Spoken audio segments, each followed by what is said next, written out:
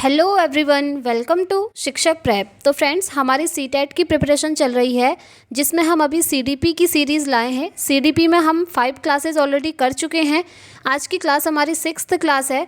ये जो पिछली 5 क्लासेस हैं उन्हें भी आप देख लीजिएगा। मैंने प्लेलिस्ट क्रिएट कर दी है, वहाँ पर आपको सारी क्लासेस एक साथ मिल जाएंगी। इससे पहले हमने बुद्धि का कॉन्सेप्ट समझा था फ्रेंड्स। अब आज समझेंगे हम वृद्धि और विकास क्या होता है, ग्रोथ एंड डेवलपमेंट। देखिए, आप लोग जो है क्लास होने के बाद नोट्स भी बना लीजिएगा, क्योंकि जो नोट्स हैं ना, जब आपकी एग्ज़ाम की डेट आ जाएगी उस टाइम पर रिवीजन के लिए ये आपके बहुत हेल्प करेंगे। इसलिए आप लोग क्लासेस भी देखिए, ज़्यादा से ज़्यादा इन वीडियोस को शेयर कीजिएगा, क्योंकि मैं आपके साथ बने रहूँगी जब तक आपका सीटेट का एग्ज़ाम नहीं होता। और सीटेट का एग्ज़ाम आपका दिसंबर में हो जाएगा। और साथ ही साथ ये जो क्लासेस हैं फ्रेंड्स, सीटेट से अदर आपकी जो यूपी टेट के एग्ज़ाम है और जो यूपी में सुपर टेट आता है उसके लिए भी ये इम्पॉर्टेंट है। और हर स्टेट का जो टेट एग्ज़ाम है, देखिए मैंने सिलेबस आप लोगों के साथ ऑलरेडी डिस्कस कर दिया है, तो उसके बेसिस पर आपको पता चल गया होगा कि सिलेबस जो है इन सभी का लगभग सेम होता है। इसीलिए ये सारे टॉपिक्स जो हैं आपके हर टीचिंग एग्जाम्स के लिए इम्पॉर्टेंट हैं। तो चलिए इस टॉपिक को हम फटाफट से समझ लेते हैं। और आप में से जो भी स्टूडेंट्स आज नए हैं तो प्लीज़ चैनल को सब्सक्राइब कर लीजिए, क्योंकि यहाँ पर आपकी बेस्ट तरीके से क्लासेस होती हैं, एक्सप्लेनेशन आपको अच्छा मिलता है और साथ ही साथ टीचिंग की हर एक अपडेट आपको दी जाती है। कल एक ऑफिशियल नोटिस आया था सीटेट के ऑफिशियल वेबसाइट पर, 20 अगस्त को जो सीटेट का एग्ज़ाम हुआ था उन स्टूडेंट्स के लिए, तो आप वो वीडियो देख लीजिएगा, उससे आपके मार्क्स जो है इंक्रीज़ हो सकते हैं। तो चलिए स्टार्ट करते हैं आज का टॉपिक और समझ लेते हैं वृद्धि और विकास क्या है, यानी कि ग्रोथ क्या होती है और डेवलपमेंट क्या होती है। इस कॉन्सेप्ट को हम समझ लेते हैं। तो जैसा कि आपको इमेज दिख रही होगी फ्रेंड्स, यहाँ पर आप देख रहे हैं, क्या आपको ये सभी बच्चे एक जैसे दिख रहे हैं? नहीं दिख रहे हैं। आप देखिए, ये बच्चा सबसे छोटा है, उसके बाद ये थोड़ा बड़ा हुआ, थोड़ा सा और बड़ा हुआ और ये बच्चा खड़ा होना सीख गया। उसके बाद ये चलना सीख जाएगा। ठीक है, यहाँ पर ये सोया हुआ है, यहाँ पर ये घुटनों के बल लेटा है, थोड़ा सा खड़ा हो पाया, फिर यहाँ पर ये बैठ पाया और यहाँ पर ये पूरी तरीके से खड़ा होना सीख गया। ठीक है, तो यही जो प्रोसेस है ना फ्रेंड्स, इस तरीके की, यही कहलाती है आपकी वृद्धि। अब देखिए, ये कॉन्सेप्ट आप इधर से ही समझ जाएंगे। वृद्धि मतलब होता है जब किसी भी व्यक्ति के का जो वेट है, यानी कि भार बढ़ता है और साथ ही साथ लंबाई यानी कि हाइट बढ़ती है, उसे हम कहते हैं वृद्धि। यानी कि मनुष्य के शरीर में जो फिजिकल चेंजेस आते हैं, यानी कि शारीरिक परिवर्तन आते हैं, वो आपके वृद्धि के अंतर्गत आते हैं। ठीक है, ये आप देख सकते हैं। और एक स्टेज ऐसी आती है जब आपकी वृद्धि होना रुक जाती है। क्या आप ज़िंदगी भर आपकी वृद्धि होती रहती है? क्या आपका वेट ज़िंदगी भर बढ़ता रहता है? या फिर आपकी हाइट जो है ज़िंदगी भर बढ़ती है? नहीं बढ़ती है ना। एक ऐसी स्टेज आती है जहाँ पर आपकी हाइट बढ़ना बंद हो जाती है। तो ये सारी चीज़ें आपकी वृद्धि के अंदर आती हैं। आई होप आप समझ गए होंगे फ्रेंड्स कि वृद्धि क्या होती है। तो देखिए, अब हम दूसरा विकास भी यहाँ पर समझ लेंगे। वृद्धि तो हो गई जब मनुष्य के शरीर में शारीरिक परिवर्तन होते हैं, जैसे हाइट बढ़ना। यहाँ पर देखिए, बच्चे की हाइट बढ़ गई धीरे धीरे। वेट बढ़ना, जब बच्चा इतना छोटा है तब इसका वेट कम होगा, और जब ये इतना बड़ा हो गया तो वेट बढ़ा होगा ऑब्वियसली। तो ये चीज़ें वृद्धि के अंदर आ गई। उसके बाद विकास क्या होता है? विकास के अंदर शारीरिक परिवर्तन तो बच्चे में होंगे ही होंगे। ठीक है, यानी कि विकास एक ब्रॉड टर्म है और वृद्धि एक छोटा सा टर्म है। कैसे? वृद्धि में केवल बच्चे के शारीरिक परिवर्तन हो रहे हैं, और जो विकास होता है ना फ्रेंड्स, यहाँ पर बच्चे का शारीरिक परिवर्तन, उसका संज्ञानात्मक परिवर्तन, उसका मानसिक विकास, उसके संवेगों में विकास, चारित्रिक परिवर्तन, सामाजिक परिवर्तन, ये सारी चीज़ें आ जाती हैं। अब जैसे जैसे बच्चा बड़ा होगा, उसकी जो मेंटल एबिलिटी है, यानी कि मानसिक क्षमता है, वो भी कहीं ना कहीं बढ़ी होगी, है ना। बच्चे का जो सामाजिक विकास है, जब बच्चा धीरे धीरे बड़ा होगा, समाज में जाएगा, तो उसका भी सामाजिक विकास होगा। तो इस तरीके से ये सारी चीज़ें जो हैं विकास के अंतर्गत आती हैं। ठीक है, और वृद्धि के अंदर ओनली शारीरिक परिवर्तन आता है। तो इस तरीके से आप ये कॉन्सेप्ट समझ गए होंगे। चलिए अब हम इसको डिटेल में समझ लेते हैं नोट्स के थ्रू, जो कि आपके लिए इम्पॉर्टेंट है, क्योंकि नोट्स भी इम्पॉर्टेंट हैं। ऐसे ही समझने से कुछ नहीं होगा, जब आप लिखेंगे ना तब आपको हमेशा के लिए वो याद रहेगा। ठीक है, तो देखिए, वृद्धि और विकास होता क्या है? विकास सतत रूप से चलने वाली प्रक्रिया है जिसमें गुणात्मक और परिमाणात्मक यानी कि मात्रात्मक परिवर्तन आते हैं। कहने का मतलब है, जो विकास होता है ना, वो गर्भ से लेकर आपका कब्र तक होता है। यानी कि जब बच्चा दुनिया में ही नहीं आया है, माँ के गर्भ में है तब से विकास शुरू हो जाता है और कब्र तक, यानी कि जब तक उसकी डेथ नहीं होती तब तक विकास होता रहता है। और विकास क्या होता है मैंने आपको बता ही दिया है, ठीक है, कि जो बच्चे के अंदर मानसिक परिवर्तन है, सामाजिक परिवर्तन है, संवेगों में परिवर्तन, चारित्रिक विकास, ये सारी चीज़ें जन्म से गर्भ से मृत्यु तक चलती रहती हैं। तो यही होता है विकास। अब देखिए विकास में गुणात्मक परिवर्तन भी आते हैं और परिमाणात्मक भी। गुणात्मक और परिमाणात्मक होते क्या हैं समझ लेते हैं। सबसे पहले गुणात्मक क्या होता है, देखिए इन परिवर्तन को हम माप नहीं सकते हैं। इसके अंदर शारीरिक, मानसिक, सामाजिक, नैतिक, संवेगात्मक, भाषाई परिवर्तन सम्मिलित हैं, जो मैंने आपको बता दिए हैं, ठीक है। ये हो गए गुणात्मक, जो कि ज़िंदगी भर इनमें चेंजेस आते रहेंगे। नेक्स्ट आता है मात्रात्मक, यानी कि क्वांटिटेटिव, जिसको हम परिमाणात्मक भी कहते हैं। तो देखिए मात्रात्मक में क्या होता है ना, इसको हम माप सकते हैं। इसके अंतर्गत शारीरिक परिवर्तन जैसे आपकी हाइट, आपका वेट, आपकी बॉडी का शेप मतलब आप पतले हैं, मोटे हैं, और आपकी हाइट कितनी है, आपका वेट कितना है, इन चीज़ों को हम माप सकते हैं और ये हमारे शारीरिक परिवर्तन के अंतर्गत आते हैं। तो यही कहलाते हैं हमारे क्वांटिटेटिव चेंजेस। तो जो विकास होता है फ्रेंड्स, विकास के अंदर गुणात्मक भी आ गया और मात्रात्मक भी आ गया, और जो वृद्धि होती है उसके अंदर सिर्फ मात्रात्मक आता है, क्योंकि वृद्धि होती ही ये है, मैंने आपको समझा दी है, ठीक है। आगे और देख लेंगे।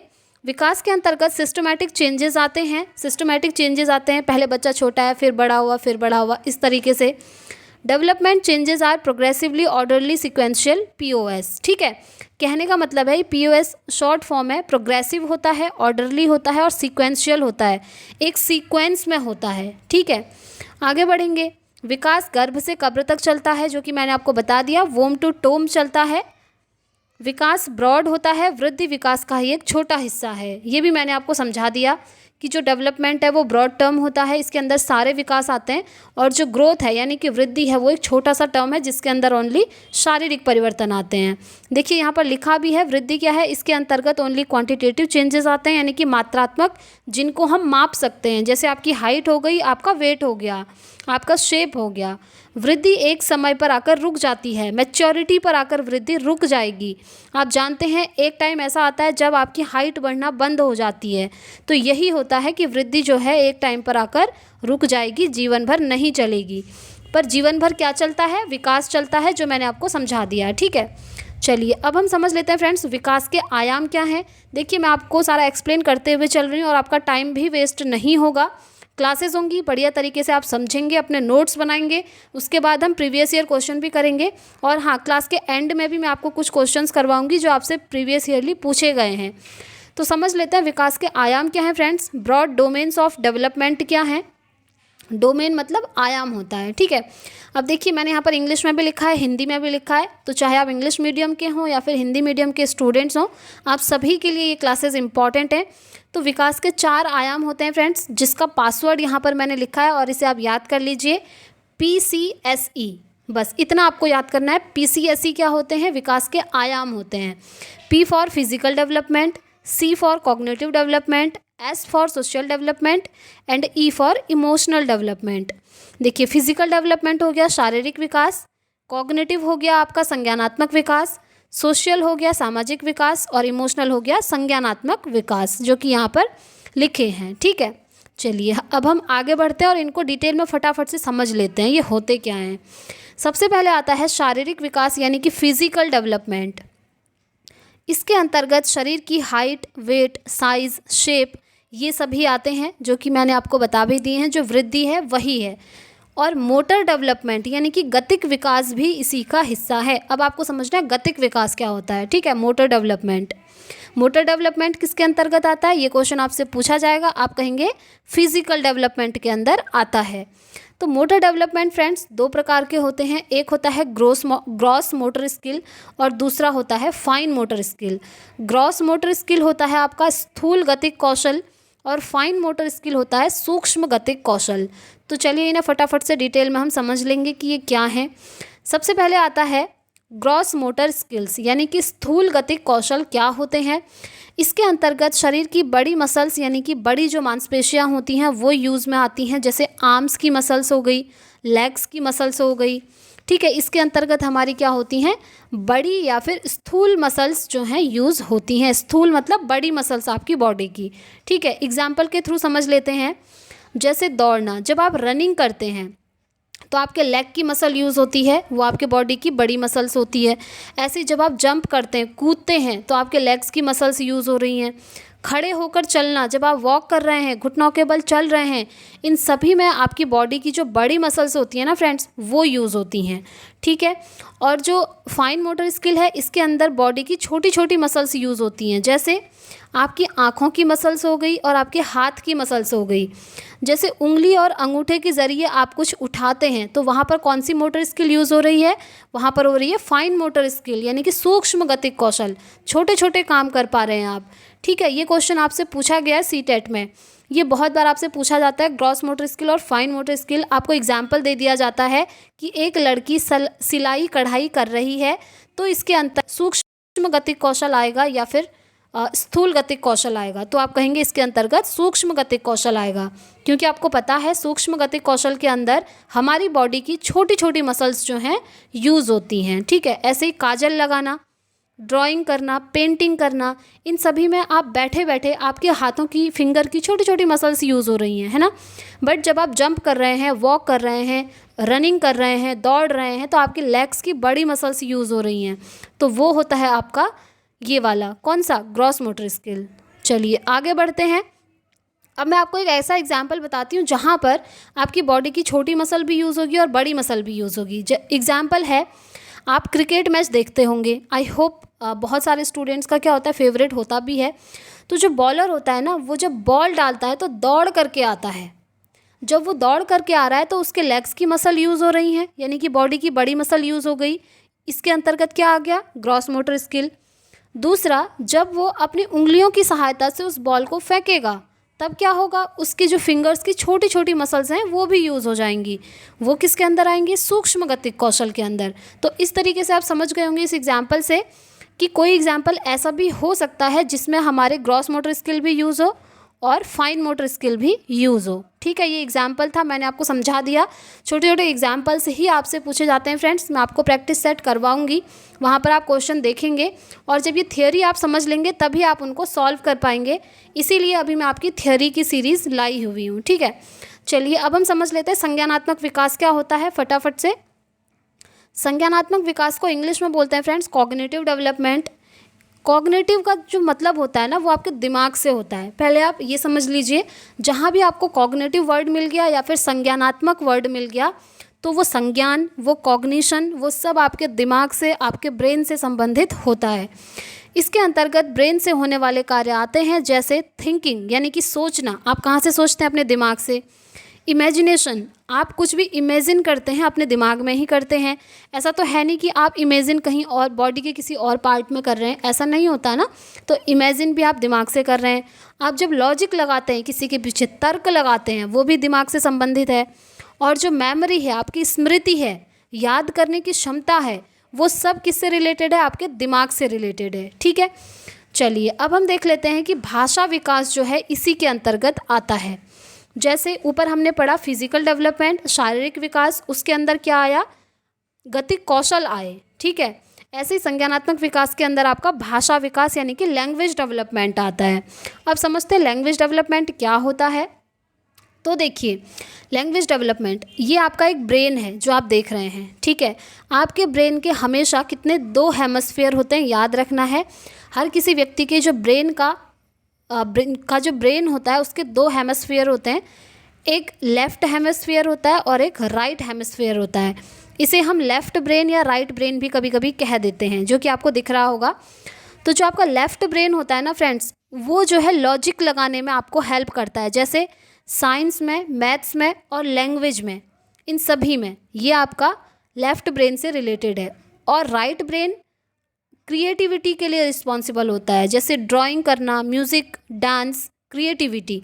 अब आपसे क्वेश्चन ऐसे पूछा जाएगा कि लैंग्वेज डेवलपमेंट व्यक्ति के कौन से ब्रेन से संबंधित है, तो आप कहेंगे लेफ्ट ब्रेन से संबंधित है, ठीक है, इस तरीके के क्वेश्चन।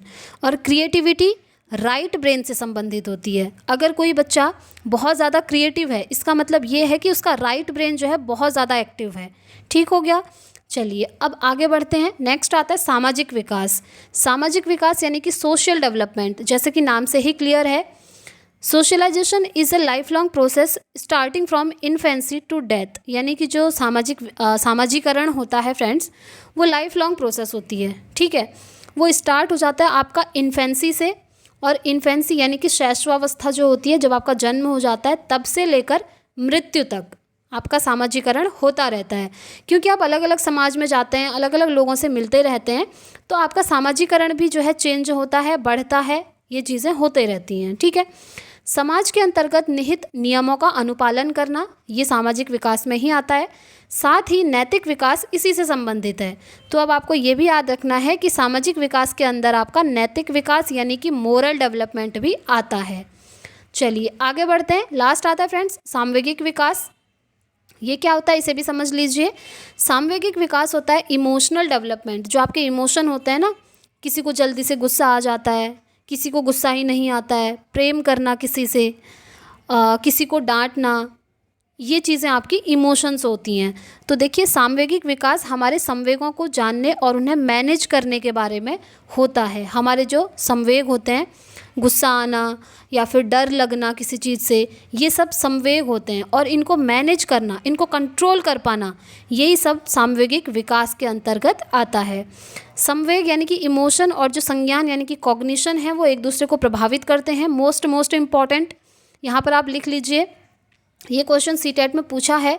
जो संवेग हैं यानी कि इमोशन है, और जो संज्ञान है कॉग्निशन है, क्या ये दोनों एक दूसरे को प्रभावित करते हैं? तो आप बोलेंगे यस, ये एक दूसरे को प्रभावित करते हैं। किस तरीके से? देखिए, emotion and cognition are bidirectionally interrelated, यानी कि एक दूसरे में अंतर्निहित होते हैं बाई डायरेक्शनली। अगर आपसे पूछ ले कि यूनि डायरेक्शनली, तो आप कहेंगे नहीं, क्योंकि ऑप्शन में एक बार ये क्वेश्चन ऐसे भी आया था कि जो संवेग और संज्ञान है वो एक दूसरे से अंतः संबंधित होते हैं। किस प्रकार से? Unidirectionally, bidirectionally, tridirectionally, या फिर कोई फोर्थ ऑप्शन कुछ और आ जाएगा। तो आप कहेंगे ये दोनों एक दूसरे को प्रभावित करते हैं, एक दूसरे से इंटर रिलेटेड होते हैं, परस्पर संबंधित होते हैं बाई डायरेक्शनली। ये वर्ड याद रख लीजिएगा, बाई डायरेक्शनली, ठीक है। देखिए, ये कुछ लाइन मैंने इंग्लिश में इसलिए लिखी है ना, क्योंकि इन्हें अगर आप इंग्लिश में याद रखेंगे तो ही बेहतर है फ्रेंड्स, क्योंकि हिंदी में इनके बहुत सारे नाम हो जाते हैं और वहाँ पर आप कंफ्यूज हो जाएंगे, ठीक है। तो आप इंग्लिश में याद रखिएगा, बाई डायरेक्शनली इंटर रिलेटेड। कौन कौन? इमोशन और कॉग्निशन। चलिए, अकॉर्डिंग टू रेथस का कहना है कि इमोशंस कलर और लाइफ्स। रेथस कहते हैं कि जो इमोशन होते हैं यानी कि जो संवेग होते हैं, वो हमारी लाइफ को क्या करते हैं? कलर प्रदान करते हैं। हमारी लाइफ जो है बहुत अच्छी हो जाती है, हमारी लाइफ कलरफुल हो जाती है इमोशंस के द्वारा, ठीक है। चलिए, अब हम बढ़ेंगे। हमने देखिए विकास के आयाम पढ़ लिए हैं जो 4 होते हैं। अब हम पढ़ने वाले हैं स्टेजेस ऑफ डेवलपमेंट। डेवलपमेंट की 4 स्टेजेस भी होती हैं, उन्हें भी इसी वीडियो में हम कवर कर लेते हैं। थोड़ा सा लॉन्ग वीडियो हो जाएगा फ्रेंड्स, पर ये जो टॉपिक है आपका एकदम क्लियर हो जाएगा, और ये टॉपिक बहुत ज़्यादा इंपॉर्टेंट है। देखिए, स्टेजेस ऑफ डेवलपमेंट के 4 स्टेजेस होते हैं, इनके नाम याद रखने हैं। Infancy, early childhood, letter childhood and adolescence. Hindi में क्या कहते हैं वो भी मैंने लिखे हैं अभी। चलिए मैं आपको दिखा देती हूँ, इधर हैं। जब हम इनको 1 बाय 1 पढ़ेंगे ना, तो यहाँ पर आपको हिंदी में लिखा हुआ भी मिल जाएगा। वैसे मैं आपको बता भी देती हूँ क्या होता है। इन्फेंसी होता है आपका शैशवावस्था। अर्ली चाइल्डहुड होता है आपका पूर्व बाल्यावस्था। लेटर चाइल्डहुड होता है उत्तर बाल्यावस्था। एंड एडोलेसेंस होता है किशोरावस्था। सबसे ज़्यादा क्वेश्चन आपके एडोलेसेंस से ही बनते हैं सीटेट में। चलिए अब देख लेते हैं क्या है। एक नोट है जो कि बहुत ज़्यादा इम्पॉर्टेंट है। शैशवावस्था यानी कि इन्फेंसी से पहले भी एक अवस्था होती है जिसे हम प्री नेटल पीरियड यानी कि प्रसव पूर्ण अवस्था कहते हैं। ऐसी अवस्था जिसमें जो बच्चा होता है ना, वो माँ के गर्भ में होता है, जन्म से पहले की अवस्था, ठीक है। इस अवस्था में बच्चा माँ के गर्भ में होता है। इसका समयांतराल 9 मंथ 10 डेज़ या फिर 280 डेज़ या फिर 40 वीक तक का होता है। इस स्टेज का पूर्ण विकास गर्भवती माँ पर निर्भर करता है। जिस तरह का वो डाइट लेंगी, जिस तरह का न्यूट्रिशन वो लेंगी, वही न्यूट्रिशन जो है उनके बेबी को मिलेगा। तो यही आता है फ्रेंड्स हमारा इन्फेंसी से पहले का जो प्रीनेटल पीरियड होता है। इसीलिए बोलते हैं अगर कोई वुमन प्रेग्नेंट है तो उनको अच्छा न्यूट्रिशन मिलना चाहिए, अच्छी डाइट होनी चाहिए, ठीक है। चलिए आगे बढ़ते हैं। अब देख लेते हैं इसके बाद की जो स्टेजेस आती हैं। सबसे पहला इन्फेंसी, जो मैंने आपको बताया, मेनली यही 4 स्टेजेस हैं, ठीक है, याद रखना है। इसको हिंदी में बोलते हैं शैशवावस्था। तो ये अवस्था आती है फ्रेंड्स जन्म से 2 वर्ष की, या फिर इसे 0 to 2 ईयर भी कह देते हैं। इस स्टेज में क्या होता है, बच्चा ज्ञानेंद्रियों यानी कि सेंसेस के माध्यम से सीखता है। जो ज्ञानेंद्रियाँ होती हैं आपकी आँख, कान, नाक, इन सभी से वो चीज़ों को सीखता है। मोटर एक्शंस यानी कि गतिक क्रियाओं से वो सीखने लगता है, ठीक है, मोटर एक्शंस करने लगता है।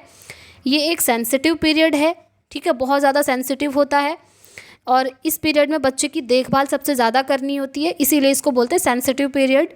फिजिकल डेवलपमेंट यानी कि शारीरिक विकास और मेंटल डेवलपमेंट यानी कि मानसिक विकास तेज़ी से होता है। आपसे पूछा जाएगा फिजिकल डेवलपमेंट और मेंटल डेवलपमेंट फास्ट होता है कौन से स्टेज में, ऑप्शन दे दिए जाएंगे infancy, early childhood, letter childhood, adolescence. तो आप बोलेंगे इन्फेंसी यानी कि शैशवावस्था में, ठीक है। चलिए नेक्स्ट स्टेज पढ़ लेंगे। नेक्स्ट आती है friends early childhood. Early childhood होता है पूर्व बाल्यावस्था, जो आपका 2 से 6 वर्ष की अवस्था होती है। इस अवस्था से भी काफ़ी क्वेश्चन आपके बनते हैं, तो ध्यान से सुनिए। इस स्टेज को टॉय एज भी कहा जाता है, ठीक है, पहला ये हो गया। दूसरा है एरिक्सन ने इस अवस्था को प्ले एज भी कहा है, यानी कि खेल की अवस्था। किसने कहा है, एरिक एरिक्सन ने।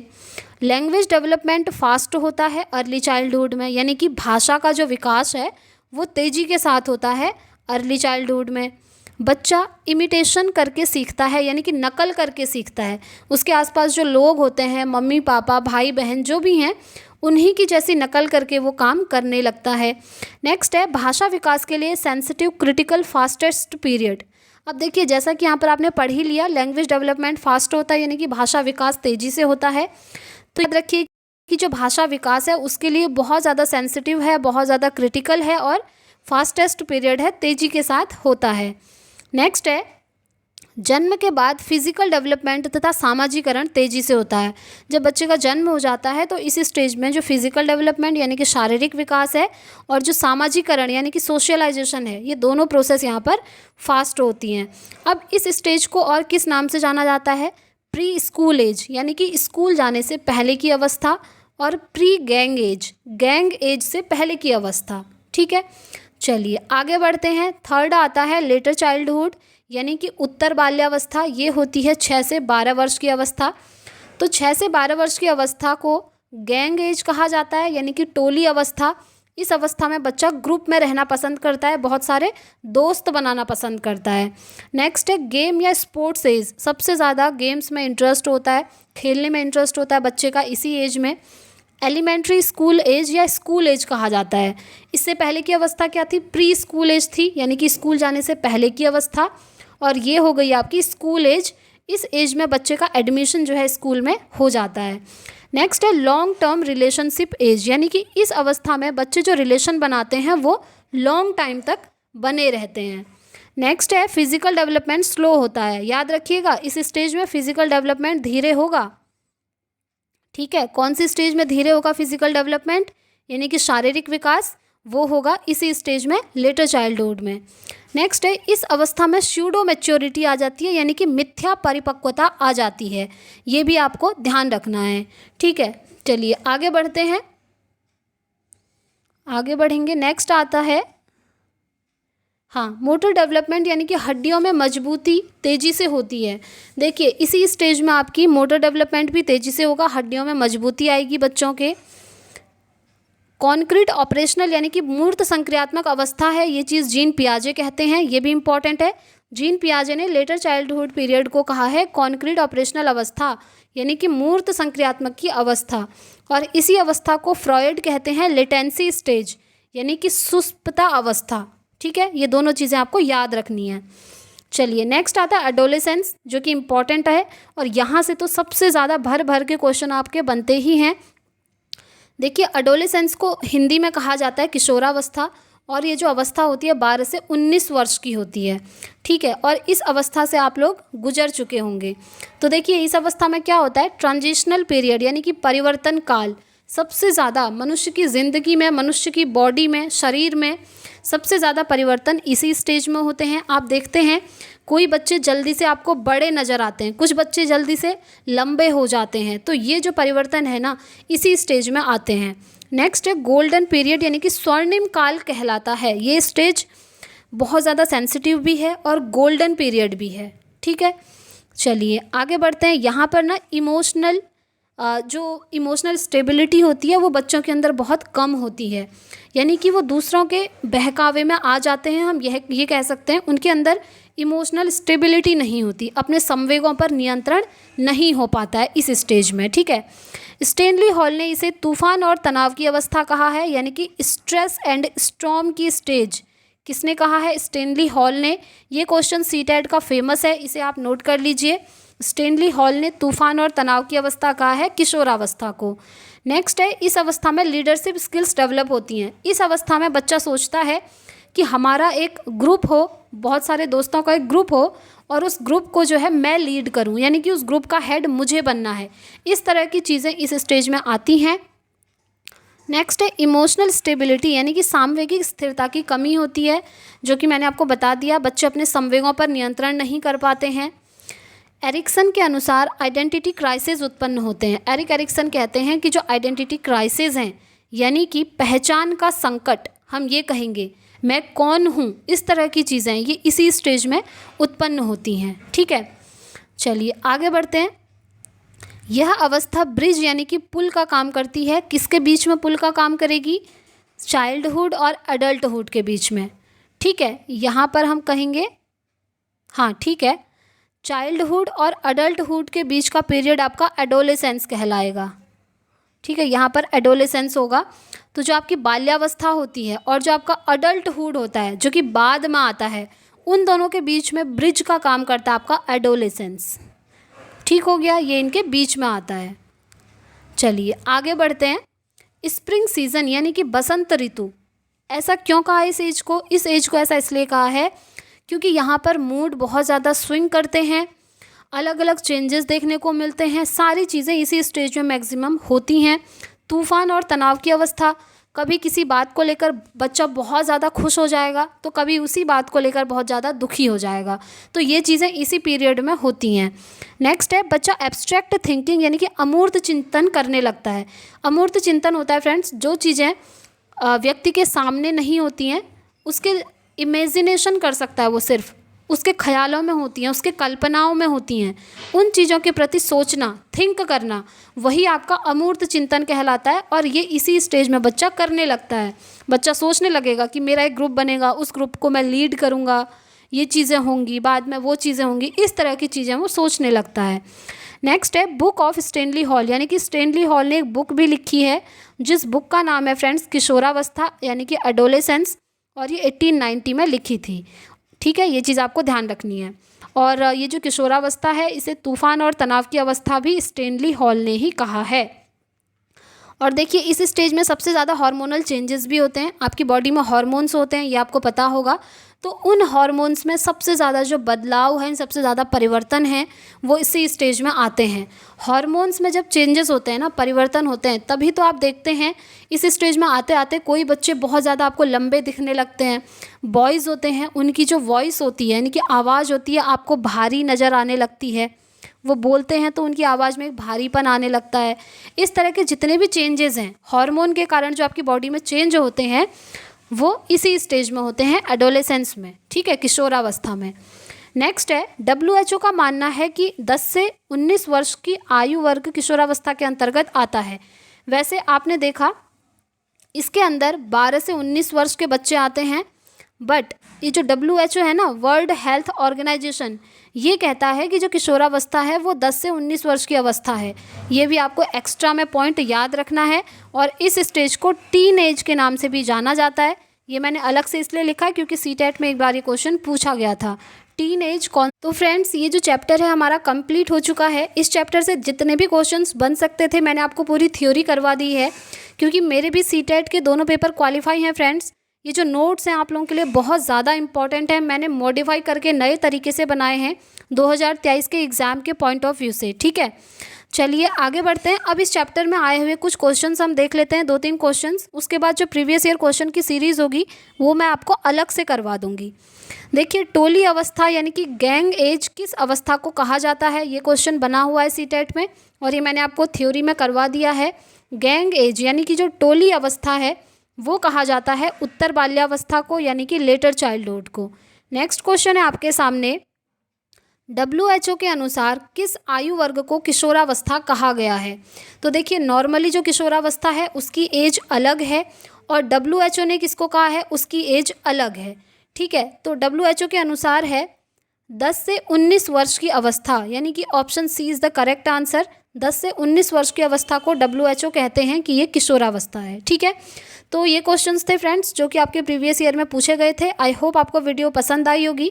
पसंद आई है तो प्लीज़ वीडियो को लाइक एंड शेयर कीजिएगा और चैनल पर नए हैं तो चैनल को सब्सक्राइब कीजिएगा। साथ ही बेल आइकन प्रेस कीजिएगा ताकि वीडियोज़ की नोटिफिकेशन आपको टाइम से मिलती रहे। और जो प्रीवियस ईयर क्वेश्चन होंगे फ्रेंड्स, प्रैक्टिस सेट्स होंगे, वो मैं आपको अलग से वीडियो में करवा दूँगी। इस वीडियो में इतना ही रखते हैं, मिलते हैं नेक्स्ट वीडियो में। Thanks for watching.